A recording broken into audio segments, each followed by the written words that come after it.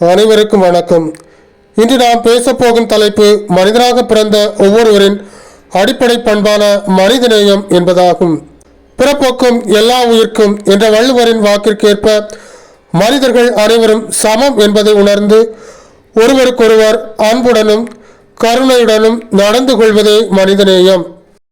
இன்றைய காலகட்டத்தில் மனிதநேயத்தின் தேவை மிக அதிகமாக உணரப்படுகிறது. மனிதநேயம் என்றால் என்ன? சக மனிதர்களிடம் அன்பு காட்டுதல், இரக்க சுபாவம், பிறருக்கு துன்பம் அளிக்காமல் இருத்தல், இயலாதவர்களின் துன்பத்தை போக்குதல் ஆகிய நற்பண்புகளின் தொகுப்பே மனிதநேயம். சிந்தனை சக்தி, ஆழமான உணர்வுகள், ஒழுக்கம் மற்றும் கருணை ஆகியவையே மனிதனை மற்ற உயிரினங்களிலிருந்து வேறுபடுத்துகின்றன. உதாரணமாக, சாலையை கடக்க தடுமாறும் ஒரு முதியவருக்கு உதவுவது அல்லது பசியால் வாடும் ஒருவருக்கு உணவளிப்பது போன்ற சிறிய செயல்கள் மனிதநேயத்தின் வெளிப்பாடுகளே. மனிதநேயத்தின் முக்கியத்துவம் தனி மனித அக்கறைகளின் குறுகிய வட்டத்தை தாண்டி முழு மனித குலத்தின் நல்வாழ்வுக்காக சிந்திப்பதே உண்மையான மனித வாழ்வின் தொடக்கம்.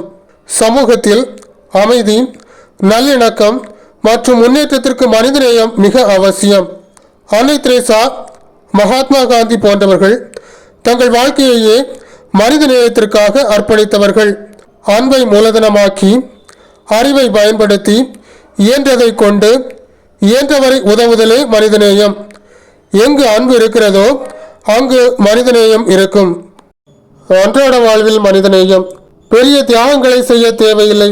தினமும் நாம் சந்திக்கும் மக்களிடம் ஒரு புன்னகையை பகிர்வது, ஆறுதலாக பேசுவது, தேவைப்படுபவர்களுக்கு சிறிய உதவிகள் செய்வது போன்றவையே போதுமானது.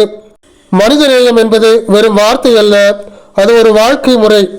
வாருங்கள், மனிதநேயத்தை நமது வாழ்க்கையின் ஒரு பகுதியாக்குவோம். ஒரு சிறந்த உலகை உருவாக்குவோம். நன்றி, வணக்கம்.